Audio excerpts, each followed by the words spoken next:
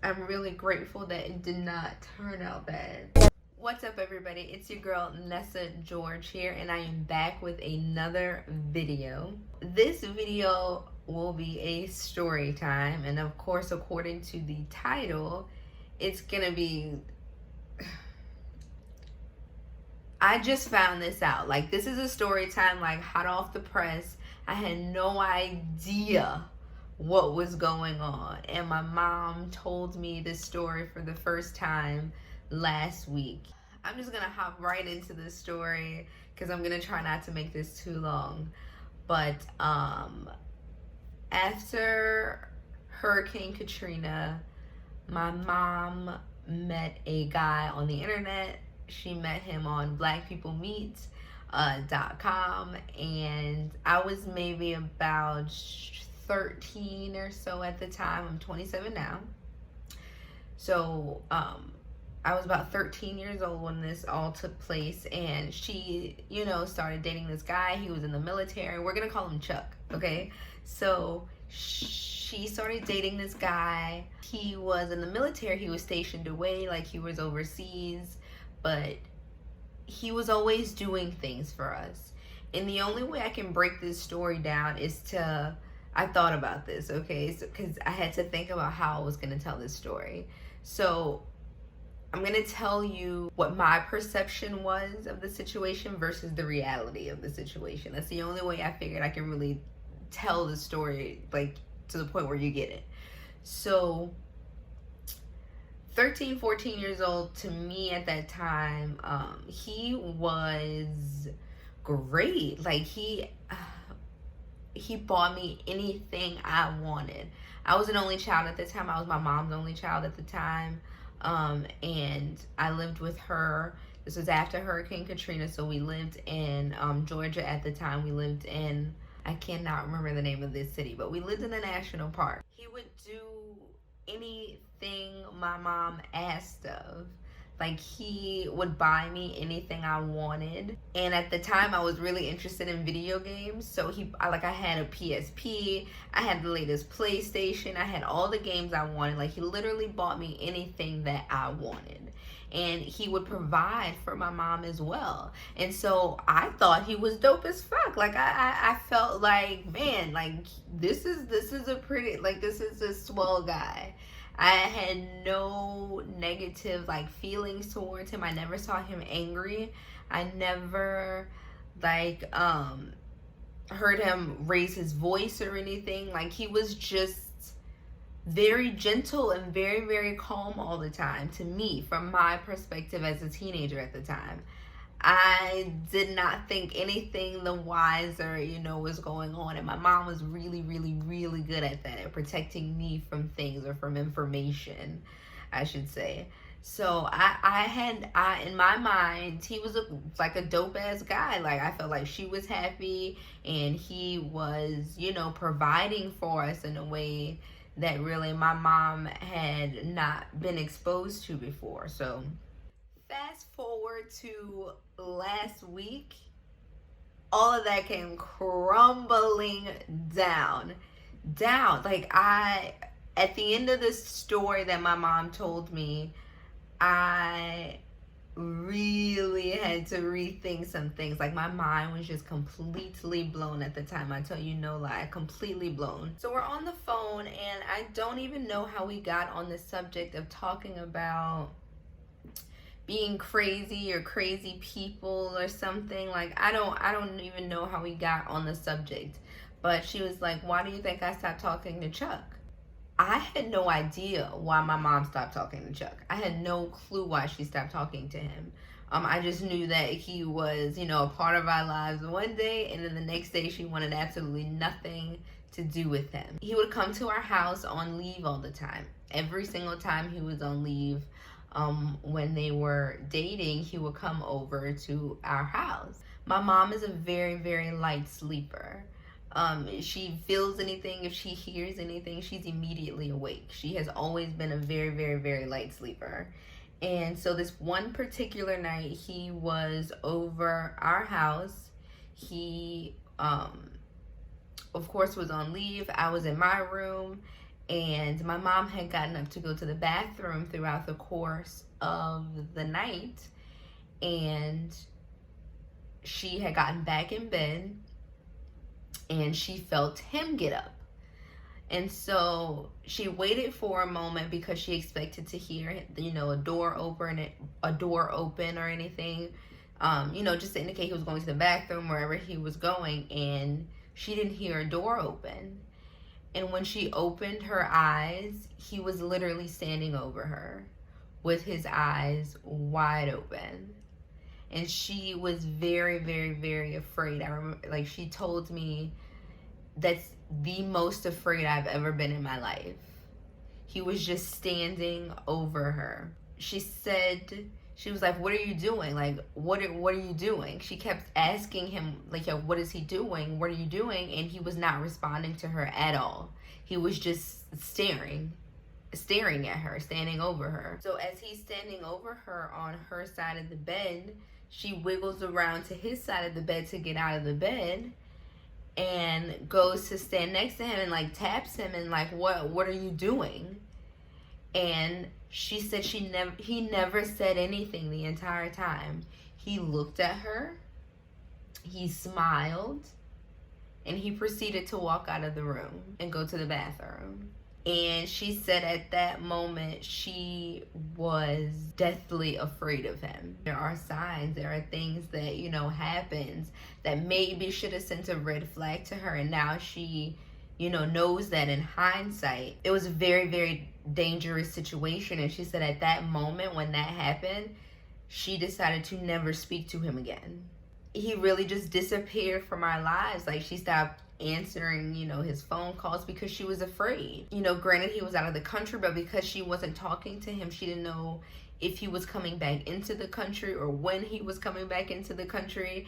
And, he knows where we live, so she felt, like he could come and do us something physically or whatever. She's like, "Why do you think I always let you go over to this person's house or let you go sleep over at, this person's house?" And it was because of our safety. If you were away, at least that would be protecting you. I do remember at that time being able to just go over to my friend's house for weekends or just, whenever I wanted.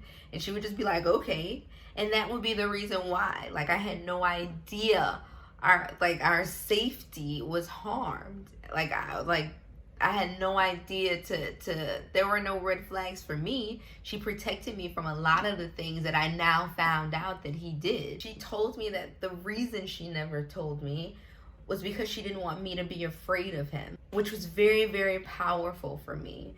My mom has been single for a good bit of my life. I have not met all of her boyfriends. I've heard her talk about quite a few of them, but I've never met I've met very, very few of them. She didn't introduce me to everybody that she talked to or everybody that she met, which I applaud her for. Having a young daughter, I was never exposed to a bunch of men or anything like that. So she didn't tell me what was happening literally until last week. But the signs were there. When they first started talking, he would send her flowers every single week, which in the beginning she thought was cute, but it got to be to the point where, he wasn't doing things for the other people in his life so he could do things for her. He has 2 or 3 other daughters, and every single time that he was on leave, he would come over to our house. He would never go and see his children, which was also a red flag for my mom. She was like, "You need to go and see your children." He ended up proposing to her after a few months of dating, and she declined his proposal because she had never met any of his family. He would always talk about his mom and his sister and his uncle, but she had never met any of them. And so he told her that, "I'm your family now. They don't matter. I'm your family." That was also something that really shook the shit out of her. This is turning into a situation, but those were the signs. And then it escalated into him standing over her in the bed. She confronted him about it. She told him about it. and he had no recollection of it at all whatsoever. He apologized profusely. But at that point, she was scared. I had no idea as a teenager he was on antidepressants and mood stabilizers and, all kind of other things because of the PTSD that he had from the military. Like, he was really screwed up in the brain. I had no idea any of this was taking place. I had no idea that he was taking this medication. I had no idea he was, not stable. And it blew my mind. As a kid, like, I always remember him being calm, very, very calm. I never recalled them having an argument. I never heard him raise his voice. I never heard any of that. He was always, always, always calm. Just like this, calm, and got me whatever I wanted. As far as, my family knew, they just weren't talking anymore. She never disclosed exactly what happened that the relationship stopped. And I never thought about it. I trust, you trust your mom. Like, I just trusted that whatever the reason was, it was valid enough for her to stop accepting, his gifts or his phone calls. It got to a point where he started to send Facebook messages to our family members. I actually got one too. If I can find the Facebook message that I got from him, I'm going to put it in this video. He started to send Facebook messages to quite a few of my family members. And again, at this time, we had no idea what was going on. It was just like, this is weird AF. I told my mom about the messages, and she told me to block him. Like, don't talk to him. Do not engage with him at all. Again, I had no reason to suspect to be afraid of him. I now had to recall every single moment that I've been in his presence. Were there any red flags? Was there anything to make me be like, man, something is not right about him? Do I wish she would have said something to me at the time? No. No.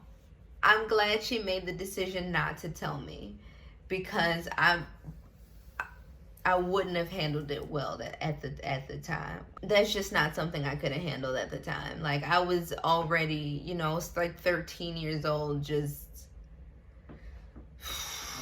fighting puberty any way that I can, like any way that I could. Fighting puberty any way that I could. And I don't think that I could have handled it at the time. You've probably seen how short I am. I'm probably like 5 foot even, 5'1", maybe like 5'1". And me and my mom are like the same height, or maybe like a little taller than her. So she's a very, very small woman. And so this was a very big dude. So I could see how she could be afraid. And it was scary. Like, it was really terrifying. Something could have happened to her, and I was in the next room. We had no family where we were. So my perception of me being 13 at that time and everything that was going on was very different than the reality of what the fuck was happening. Very different. That situation could have ended up really, really bad for the both of us. I just started looking through the messages that I found on Facebook, and my mind is blown right now.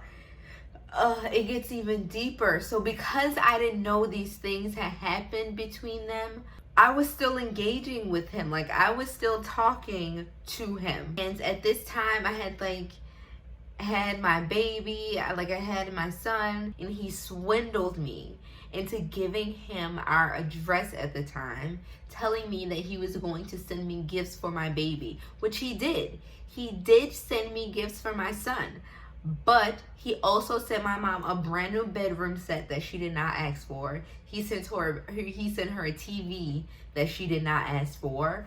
Like, he could have harmed us, but he didn't. He knew where we lived every single rip, because he would come and talk to me, and he would tell me not to tell her that we were talking, and I was none the wiser. And I know that had to be really, really hard for her. And it really broke my heart more than anything, because I know how hard she worked to provide for, you know, just the both of us. And so the fact that something like that, you know, happened to a person that you thought you could trust is like devastating to me. And I feel like at that time I couldn't be there for her because I didn't know. I had no idea. Because at one point in my life, like, she was all I had. Literally all I had. And I had to reflect on the thought of like something happening to her.